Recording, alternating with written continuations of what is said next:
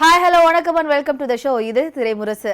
நம்ம திரைமுரசு நிகழ்ச்சியில சினிமா பத்தின அப்டேட்ஸ் தான் டெய்லி பார்த்துட்டு இருக்கோம். இன்னைக்கு உங்களுக்காக நிறைய அப்டேட்ஸ் காத்துட்டு இருக்கு. வாங்க ஷோக்குள்ள போகலாம். திரைமுரசு நிகழ்ச்சியில முதல்ல நம்ம பார்க்க போற செக்மெண்ட் சினி அப்டேட். சினிமால நடக்கக்கூடிய சில முக்கியமான நிகழ்வுகளை இந்த செக்மெண்ட்ல பார்க்கலாம். சினிமா அப்படின்னு சொன்னாலே முதல்ல எல்லாரும் தேடுற படம் கண்டிப்பா நடிகர் விஜய் படமா தான் இருக்கும். அந்த வகையில இப்பவும் முதல்ல நடிகர் விஜய் படத்தோட அப்டேட் தான் பார்க்க போறோம். விஜய் நடிக்கும் 68வது படத்தை வெங்கட் பிரபு டைரக்ட் பண்றாரு. ஏஜிஎஸ் நிறுவனம் தயாரிக்கும் இந்த படத்துக்கு யுவன் சங்கர் ராஜா இசையமைக்கிறாரு. இது எல்லாம் எங்களுக்கும் தெரியும். புதுசா என்ன சொல்ல போற அப்படின்னு கேக்குறீங்களா? ஆமாங்க, புதுசுதான் சொல்ல போற. அது என்னன்னு வாங்க பார்க்கலாம். விஜய் நடிப்பில் உருவாகி வரும் விஜய் 68 படத்தின் ஃபர்ஸ்ட் லுக் போஸ்டர் வெளியாகி உள்ளது. இந்த படத்துக்கு the greatest of all time என்று பெயரிடப்பட்டுள்ளது. விஜய் 2 வேடங்களில் நடிப்பதாக கூறப்படுகிறது. இதில் முதலில் ஒரு பாடல் காட்சி படமாக்கப்பட்டது. நட்பு பற்றிய இந்த பாடலில் விஜய், பிரபுதேவா, பிரசாந்த் ஆகியோர் இணைந்து பங்கேற்றிருந்தனர். ராஜசுந்தரம் நடனம் அமைத்துள்ள இந்த பாடல் படத்தின் ஓபனிங் பாடலாக இருக்கும் என்று கூறப்படுகிறது. ஃபர்ஸ்ட் லுக் போஸ்டரில் வயதான தோற்றம், இளமையான தோற்றம் என 2 வேடங்களில் விஜய் இருக்கிறார். Light can devour the darkness but darkness cannot consume the light, அதாவது இருளால் ஒளியை விழுங்க முடியாது என பொருள் தரும் ஒரு வாசகமும் இடம்பெற்றுள்ளது. விஜய் 68 படத்தின் ஃபர்ஸ்ட் லுக் போஸ்டர் வெளியாக இருப்பது அவரது ரசிகர்களுக்கு புத்தாண்டு பரிசாக அமைந்திருக்கிறது. அதையடுத்து 2வது போஸ்டரை படக்குழு வெளியிட்டுள்ளது. முழுக்க முழுக்க கிராபிக்ஸில் உருவாக்கப்பட்டுள்ள இந்த போஸ்டர் பார்ப்பதற்கு கலர்ஃபுல்லாக இருக்கிறது. ஒரு பைக்கில் மாறுபட்ட வேடங்களில் அமர்ந்திருக்கும் 2 விஜய் துப்பாக்கியால் சுட்டுக் கொண்டிருப்பது போல போஸ்டர் வடிவமைக்கப்பட்டுள்ளது. போஸ்டரில் வண்டி ஓட்டும் விஜயின் முகம் அசலாகவும் அவருக்கு பின்னால் அமர்ந்திருக்கும் விஜயின் முகத்தோற்றம் போலியாகவும் காணப்படுகிறது. பின்னாளில் இருக்கும் விஜய் வேறு ஒருவரின் முகத்தோற்றத்துடன் இருப்பது போன்ற அந்த லுக் போஸ்டருக்கான தரத்தை குறைத்து விட்டது. என்னதான் இருந்தாலும் விஜய் ரசிகர்களுக்கு இந்த அப்டேட் புத்தாண்டு பரிசாக அமைந்திருக்கிறது. மாரி செல்வராஜ் இயக்கத்துல வெளியான படம் தான் மாமன்னன். இந்த படத்துல உதயநிதி ஸ்டாலின், வடிவேலு, ஃபகத் ஃபாசில், கீர்த்தி சுரேஷ் இன்னும் பல நடிகர்கள் நடிச்சிருந்தாங்க. மாமன்னன் படம் நல்ல விமர்சனம் மற்றும் வசூல் ரீதியா ரசிகர்களால கொண்டாடப்பட்டுச்சு. இந்த வெற்றிக்கு பிறகு வடிவேலு, ஃபகத் ஃபாசில் மறுபடியும் சேர்ந்து நடிக்க போறாங்கன்னு செய்திகள் வெளிவந்தவண்ணா இருக்கு. இந்த நிலையில இவங்க சேர்ந்து நடிக்க போறது அதிகாரப்பூர்வமா சொல்லியிருக்காங்க. அது என்ன படம், யார் தயாரிக்க போறாங்க, யார் டைரக்ட் பண்ண போறாங்க, இது பத்தின தகவல்களை வாங்க பார்க்கலாம். மாமன்னன் திரைப்படம் வெளியாவதற்கு முன்பாக வடிவேலு, உதயநிதி, மாரி செல்வராஜ் உள்ளிட்டோர் இணைந்து பல பேட்டிகளில் பங்கேற்றனர். அவர்கள் கலந்து கொண்ட நேர்காணல் முழுவதும் கலகலப்பாகவும் அனைவரும் ரசிக்கும்படியாகவும் இருந்தது. இதனாலேயே இந்த காம்போ மாமன்னன் படம் போல அல்லாமல் ஒரு ஜாலியான படத்தில் இணைய வேண்டும் என ரசிகர்கள் பெரிதும் எதிர்பார்த்தனர். அந்த வகையில் வடிவேலு, பகத் ஃபாசில் இணைந்து நடிக்க இருக்க திரைப்படத்தை சூப்பர் குட் பிலிம்ஸ் தயாரிப்பில் RB சௌத்ரி தயாரிப்பில் இந்த படம் உருவாக உள்ளதாக அறிவிக்கப்பட்டுள்ளது. இந்த படத்துக்கு யுவன் சங்கர் ராஜா இசையமைக்கிறார். மாமன்னன் போல் அல்லாமல் புதிய ட்விஸ்டாக வடிவேலு, ஃபகத் ஃபாசில் மறுபடியும் இணைய போகும் படம் ரோட் டிராவல்ஸ் ஜானரில் முழுக்க முழுக்க ஜாலியான படமாக உருவாக இருப்பதாக கூறப்படுகிறது. மாமன்னன் படத்தின் வெற்றிக்கு பின்னர் தற்போது ரஜினியுடன் இணைந்து வேட்டையன் படத்தில் நடித்து வருகிறார் வடிவேலு. இந்த படத்தின் ஷூட்டிங் தற்போது மும்முரமாக நடந்து வருவது குறிப்பிடத்தக்கது. கல்யாணமே வேண்டாம் அப்படின்னு அடம் பிடிச்சிட்டு இருந்த பிரேம்ஜி தன்னோட திருமணம் குறித்து சூப்பரான அப்டேட் ஒன்று கொடுத்திருக்காரு. நல்ல பக்திமானா இருந்த பிரேம்ஜி பக்தியில மட்டும் இல்லாம பார்ட்டின்னு ஜாலியா சுத்திட்டு இருந்தாரு. அவரை பாக்குறவங்க எப்போ கல்யாணம்னு கேட்டா கடைசி வரைக்கும் சிங்கிள் தான் அப்படின்னு சொல்லிட்டு இருந்தாரு. ஆனா இப்போ இந்த வருஷம் எனக்கு கல்யாணம் நடக்குன்னு அவரே சொல்லியிருக்காரு. பிரபல இசையமைப்பாளரும் இயக்குனருமான கங்கை அமரனின் மகன் பிரேம்ஜி சிம்பு இயக்கி நடித்த வல்லவன் படத்தின் மூலம் சினிமாவில் அறிமுகமானார். இதனைத் தொடர்ந்து சென்னை 28 படத்தில் காமெடி நடிகராக நடித்திருந்தார். அந்த படம் பெரிய அளவில் வெற்றி பெற்றது. சென்னை 28 படத்திற்கு பிறகு சத்தம் போடாதே, சந்தோஷ் சுப்பிரமணியம், சத்தியம், 9 குரு, சேட்டை, நாரதன், சிம்பா என அடுத்தடுத்து பல படங்களில் பிரேம்ஜி அமரன் நடித்தார். மற்ற இயக்குநர்களின் படங்களில் நடித்ததை விட தனது சகோதரனான வெங்கட் பிரபுவின் சரோஜா, கோவா, மங்காத்தா, பிரியாணி, மாசு என்கிற மாசுராமணி படங்கள் பிரேம்ஜிக்கு அதிக பெயரை பெற்று தந்தது. சிம்புவுக்கு கம்பேக் கொடுத்த மாநாடு படத்திலும் நடித்திருந்தார். தற்போது அண்ணன் வெங்கட் பிரபு தளபதி 68 படத்தை இயக்கி வருகிறார். படத்தின் டைட்டில் GOAT என்று பெயர் வைக்கப்பட்டுள்ளதாக முன்னதாக சமூக வலைதளங்களில் தகவல் வெளியாகியுள்ளன. இந்த படத்திலும் பிரேம்ஜி ஒரு முக்கியமான ரோலில் நடித்து வருகிறார். 44 வயதாகும் பிரேம்ஜி தற்போது வரை திருமணம் செய்து கொள்ளாமல் முரட்டு சிங்கிளாகவே இருக்கிறார்.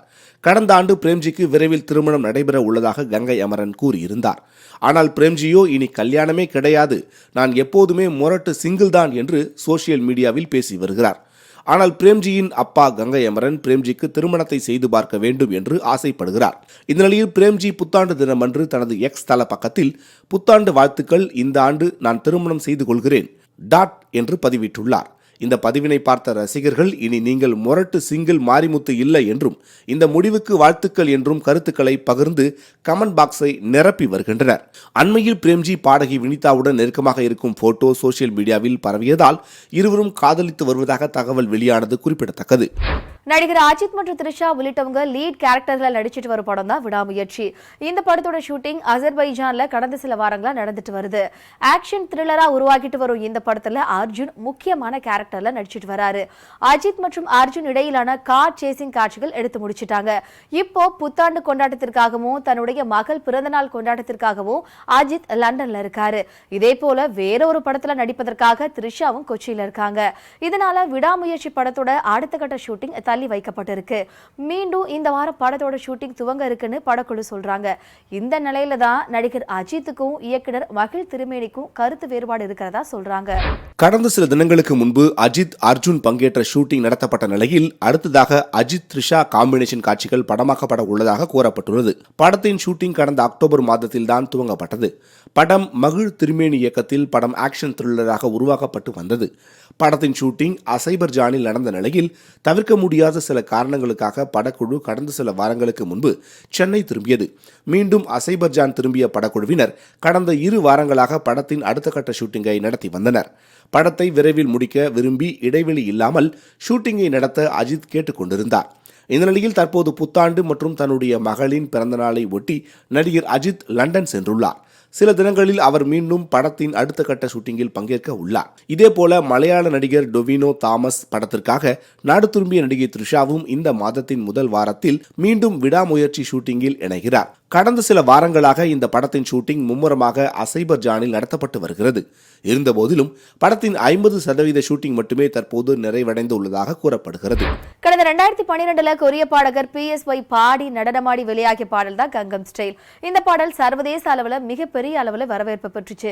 பலரும் இந்த பாடலோட அர்த்தம் தெரியாம இருந்தா கூட இந்த பாடலை அதிக அளவில் கேட்டு ரசிச்சாங்க.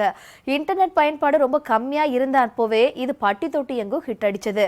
இந்த நிலையில தற்போது பாடல் வெளியாகி பல ஆண்டுகள் ஆகியும் கூட தற்போது வர இந்த பாடலை 500 கோடி பார்வையாளர்கள் கேட்டு ரசிச்சுட்டு இருக்காங்க. கொரிய வரலாற்றுல சர்வதேச அளவிலான வரவேற்பை ஏகபோகமாக பெற்ற ஒரே பாடல் இந்த பாடல் மட்டும்தான். யூடியூபில் வெளியாகும் பாடல்கள் ஒரு குறிப்பிட்ட நாட்களுக்கு ட்ரெண்டியாக இருப்பதும் பல மில்லியன் பார்வையாளர்களை கடந்து ரசிக்கப்படுவதும் இயல்பு. ஏன் பல பாடல்கள் மொழிகளை கடந்து ரசிக்கப்படுகின்றன. ஆனால் 2012ஆம் ஆண்டு வெளியான பாடல் தற்போது வரை யூடியூபில் அதிகம் பார்க்கப்படும் பாடல்களில் ஒன்றாக உள்ளது என்பது வரலாறாகும். ஏன் தமிழ்நாட்டிலும் அந்த பாடல் மிகவும் பிரபலமான பாடலாக இருந்த காலமும் உண்டு. தமிழர்களின் தொலைபேசி ரிங்டோனாகவும் இந்த பாடல் ஒலித்திருக்கிறது. 2012ஆம் ஆண்டு BSY என்ற தென்கொரிய நாட்டை சேர்ந்தவரின் குரலில் வெளியான ஓப்பன் கங்கம் ஸ்டைல் என்ற பாடல் தற்போது வரை யூடியூபில் ட்ரெண்டிங்கான பாடல்களில் ஒன்றாக உள்ளது.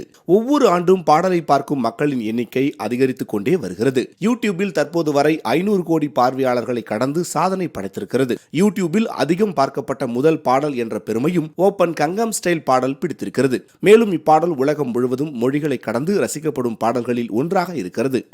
இயக்குனர் சுதா கோங்கரா இயக்கத்துல சூர்யா, நஸ்ரியா நசீம், துல்கர் சல்மான் நடிச்சிருக்கும் திரைப்படம் தான் சூர்யா 43.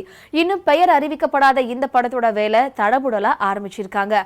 இந்த அப்டேட்டை சூர்யா 43ல ஒர்க் பண்ற பிரபலமே கொடுத்திருக்காரு. கூடிய விரைவில் அடுத்தடுத்த அப்டேட்ஸ் வரும்னு எதிர்பார்க்கப்படுது. சுதா கோங்கரா இயக்கத்தில் சூர்யா நடிக்கவிருக்கும் இந்த படத்திற்கு GV பிரகாஷ் இசையமைக்கிறார். இது GV பிரகாஷின் 100வது படம் என்பது குறிப்பிடத்தக்கது. இந்த படத்தில் சூர்யாவுக்கு ஜோடியாக நஸ்ரியா நடிக்கிறார். அது மட்டுமல்லாமல் துல்கர் சல்மான், ஹிந்தி நடிகர் விஜய் வர்மா உள்ளிட்டோர் இந்த படத்தில் முக்கிய கதாபாத்திரத்தில் நடிக்கிறார்கள். கங்குவா படத்தின் இறுதிக்கட்ட படப்பிடிப்பில் இருக்கும் சூர்யா கங்குவா பட வேலையை முடித்த பிறகு இந்த படத்தின் படப்பிடிப்பில் இணைவார் என்று கூறப்பட்டிருந்தது. அந்த வகையில் தற்போது சூரியன் 43 படத்தின் படவேளை தொடங்கி இருக்கிறது என படத்தின் பிரபலமே அவரது சமூக வலைதள பக்கத்தில் பதிவிட்டிருக்கிறார். சூர்யா 43 படத்திற்கான ரெக்கார்டிங் வேலைகள் தொடங்கியிருப்பதாகவும் முதல் ரெக்கார்டிங் வெற்றிகரமான பாடகியான தீயுடன் தொடங்கியிருப்பதாகவும் இசையமைப்பாளர் GV பிரகாஷ் அவரது சமூக வலைதள பக்கத்தில் பதிவிட்டிருக்கிறார். இந்த படத்தில் GV பிரகாஷின் இசை மீது அதிக எதிர்பார்ப்பு இருந்து வரும் நிலையில் இவர் பதிவிட்டிருக்கும் பதிவின் வாயிலாக GV பிரகாஷ் மற்றும் தி இணைந்து பாடும் ஒரு பாடல் சூர்யா 43 படத்தில் இருக்கும் என்பது தெரிகிறது. பின்னணி பாடகி தி இதுவரை எண்ணற்ற தமிழ் பாடல்களை பாடியிருக்கிறார். சுதா கொங்குராவின் இறுதிச் சுற்று படத்தில் 2 பாடல்களை பாடியிருப்பார். அந்த 2 பாடல்களுமே வேற லெவல் ஹிட் கொடுத்திருக்கும். அந்த வகையில் சுதா கொங்குரா மற்றும் தீயின் கூட்டணியில் இன்னொரு பாடல் உருவாகவிருக்கிறது. அதுவும் சூர்யா 43 படத்தில் உருவாகிறது என்பதையே வெற்றி கூட்டணி என சொல்லியிருக்கிறார் ஜிவி பிரகாஷ். இயக்குனர் சுதா கொங்குரா, தி மற்றும் ஜிவி பிரகாஷ் எடுத்துக்கொண்ட புகைப்படத்தை பதிவிட்டு சூர்யா 43 குறித்த அப்டேட்டை பதிவிட்டிருக்கும் ஜிவி பிரகாஷின் இந்த பதிவு இணையத்தில் வேகமாக பரவி வருகிறது. மேலும் சூர்யா ரசிகர்களின் கவனத்தையும் இது ஈர்த்து வருகிறது. அடுத்தது நம்ம பார்க்க போற செக்மெண்ட் சினி எக்ஸ்பிரஸ். திரைமுரசு நிகழ்ச்சியில் அடுத்தது நம்ம பார்க்க போற செக்மெண்ட் சினி ஜங்ஷன். 2.5 வருஷம் அதிகமாக ரொம்ப கஷ்டப்பட்டு இந்த படத்தை எடுத்தோம்.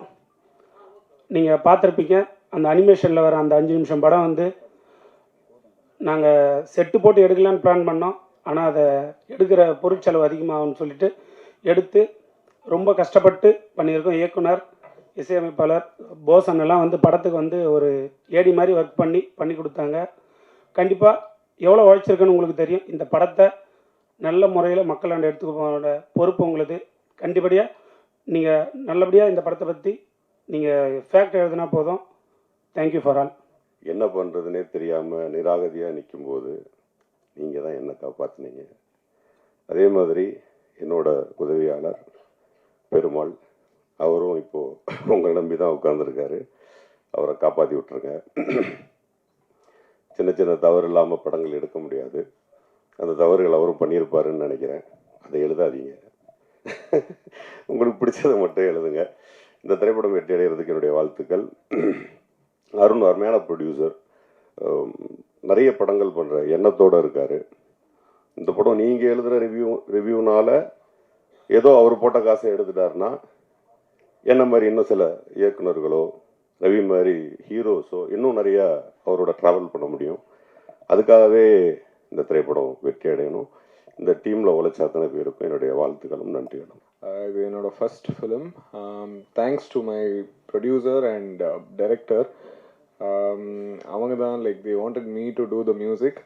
ஸோ இது என்னோட ஃபர்ஸ்ட் கோயில் சம்மந்தமாக நிறைய மியூசிக் எனக்கு புதுசாக இருந்துச்சு. இது ஸ்கோர் பண்ண இன்ட்ரெஸ்டிங்காக இருந்துச்சு.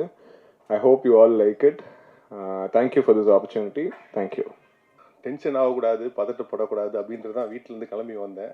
இங்கே வெளில நிற்கும் போது அப்படி தான் இருந்தேன். கரெக்டாக படம் முடிச்சு எல்லாரும் வெளில வர ஆரம்பித்த உடனே அந்த பதட்டம், டென்ஷன் ஆட்டோமேட்டிக்காக வந்துடுது.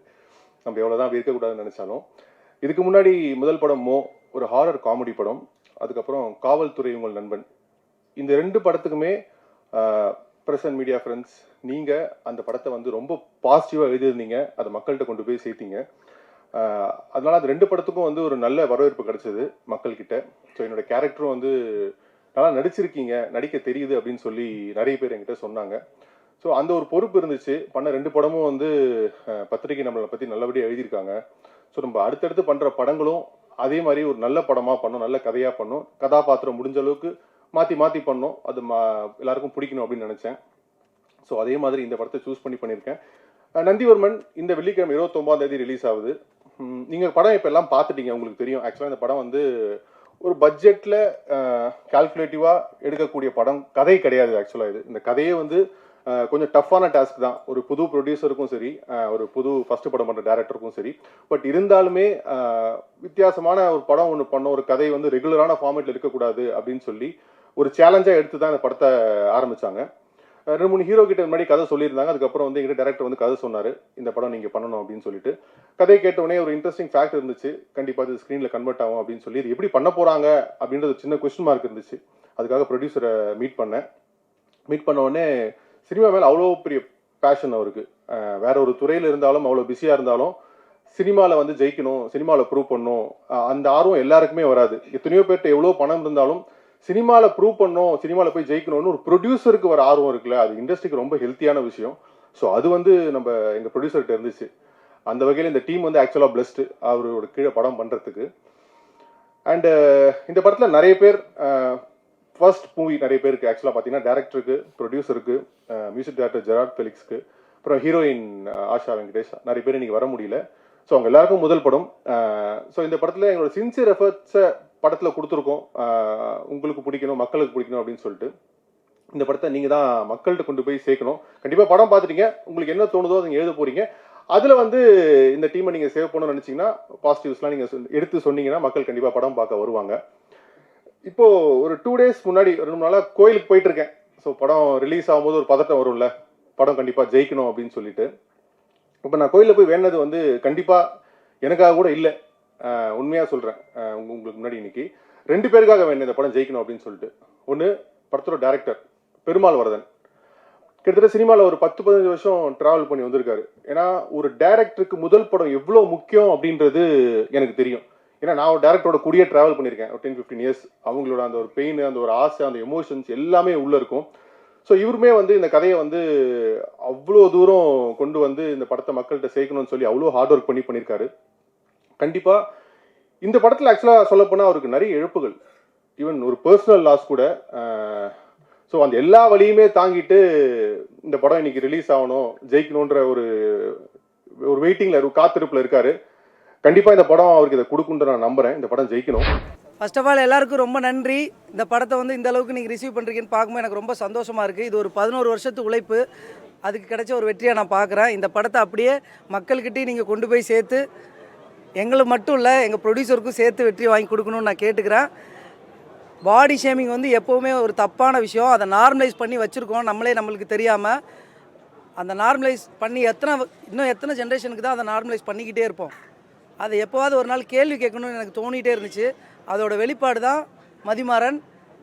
ப்ரெஸ் அண்ட் மீடியா உங்கள் சப்போர்ட்டை கொடுங்க. உங்களால் மட்டும்தான் இந்த படத்தை ஒரு வெற்றி படமாக மாற்ற முடியும். ஒரு நல்ல படம் எடுத்துருக்கேன்னு நான் கான்ஃபிடண்ட்டாக என்னால் சொல்ல முடியும். ஆடியன்ஸ்க்கு நீங்கள் கொடுக்குற காசுக்கு கேரண்டியாக நான் ஒன்று சொல்லுவேன், இந்த படம் வந்து உங்களை ஏமாற்றாது, உங்களை நல்லா என்டர்டெயினும் பண்ணும், ஒரு நல்ல மெசேஜும் கொடுக்கும். சர்டிஃபைட் மூவி ஃபேமிலியாக வந்து பார்க்கணுன்னு கேட்டுக்கிறேன். நன்றி. மியூசிக் டைரக்டர் வந்து கார்த்திக் ராஜா சார் இசையமைச்சிருக்காங்க. இது அவங்களுக்கு ஒரு கம்பேக் மூவியாக இருக்கும் கண்டிப்பாக. அவர் ரொம்ப நாளாக இளையராஜா சார் வாய்ஸ் கொடுக்கல. ஆக்சுவலாக கார்த்திக் ராஜா சார் வந்து அவரோட வாய்ஸ் வந்து இளையராஜா சார் வாய்ஸ் 10 வருஷத்துக்கு முன்னாடி இருக்கிற மாதிரி இருக்குது. கார்த்திக் சார் வந்து படத்தில் அங்கங்கே ஆர்ஆர்லேயும் ஃபைனலாக வந்த சாங்லேயும் அவர் தான் பாடியிருக்காரு.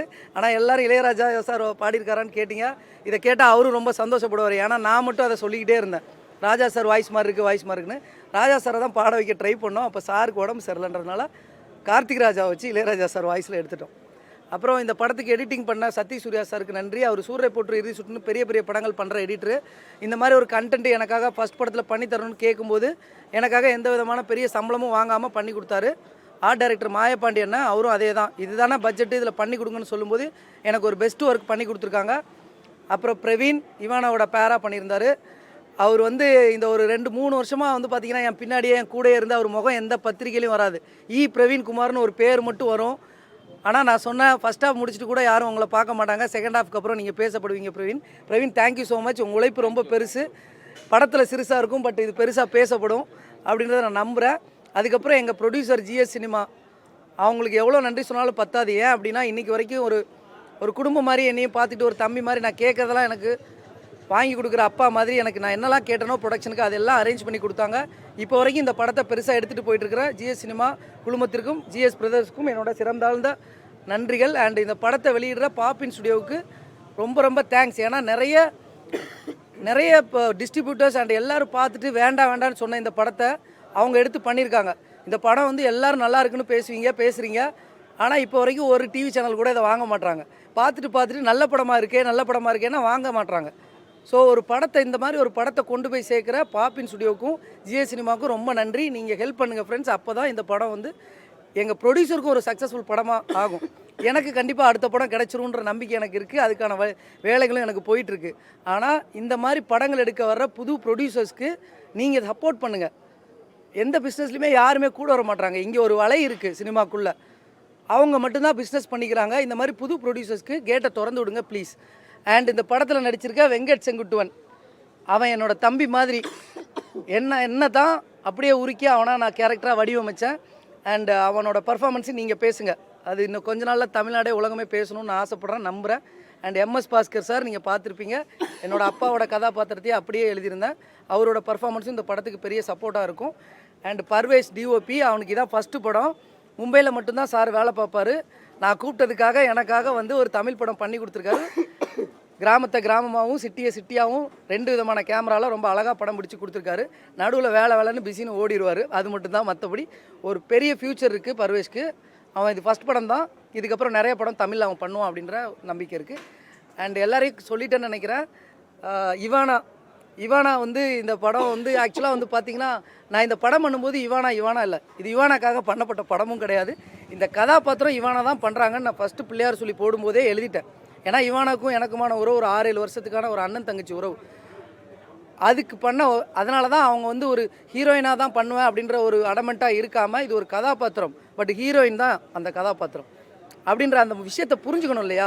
ஒரு அக்கா ரோல் அப்படின்னு தான் இது பார்க்கப்படும். அதை மீறி இது ஒரு ஹீரோயினுக்கு ஈக்குவலான விஷயங்கிறத புரிஞ்சுக்கிட்டு நடித்த இவானாவுக்கு ரொம்ப நன்றி. அந்த பொண்ணு இருக்கிறனால தான் இந்த படத்து மேலே சின்ன லைம் லைட் வந்துச்சு. அவங்க வந்து கொஞ்சம் சக்ஸஸ் காட்டினதுக்கப்புறம் தான் இந்த படத்தை நிறைய பேர் பார்க்குறதுக்கே ஒத்துக்கிறாங்க. நீங்கள் எல்லோரும் சப்போர்ட் பண்ணி இந்த படத்தை வெளியே கொண்டு போய் சேர்க்கணும்னு நான் கேட்டுக்கிறேன். ரொம்ப ஆதங்கமாக பேசுகிறேன்னு நினைக்காதீங்க. இது வந்து படம் பண்ணி முடிச்சு ஒரு 2 வருஷம் வழி உட்காந்துருக்கோம், எப்போ ரிலீஸ் ஆகும்னு. அதை ரிலீஸ் பண்ணி கொடுக்குற பாப்பின் ஸ்டுடியோஸ்க்கு எல்லாருக்குமே ரொம்ப நன்றி. நான் எல்லாரையும் சொல்லிட்டேன்னு நினைக்கிறேன், யாரையும் மறந்துதான் மன்னிச்சிருங்க. சுதர்ஷன் போலீஸ் கேரக்டர் பண்ணியிருக்காரு. அவர் வந்து ஹீரோ தான். அவர் நிறைய படங்கள் ஹீரோவாக கமிட் ஆவார், பண்ணுவார். எனக்காண்டி ஒரு சின்ன ரோல் பண்ணி கொடுத்தாரு. என் படத்தில் இருக்க எல்லாருமே என் கூட 10-15 வருஷமாக பயணித்தவங்களை மட்டும்தான், உண்மையாக உழைச்ச சினிமாக்காரங்களுக்கு தான் நான் வாய்ப்பு கொடுத்துருக்கேன். தொடர்ந்து அப்படி தான் வாய்ப்பு கொடுப்பேன். எனக்கு வந்து மீடியாக்காரங்க சப்போர்ட் பண்ணுங்கள். இதோட ஃபர்ஸ்ட் படம். Thank you so much. நன்றி. I feel really emotional. Thank you. என்னங்க, இன்னைக்கு நம்ம திரைமுரசு நிகழ்ச்சியில பல அப்டேட்ஸ் பார்த்து ரசிச்சிருப்பீங்க. கண்டிப்பா உங்க எல்லாருக்கும் பிடிச்சிருக்கும் நம்புறேன். இதே மாதிரி இன்னொரு ஷோல உங்களை வந்து மீட் பண்றேன். Until then, this is bye from Vinitha Jerry.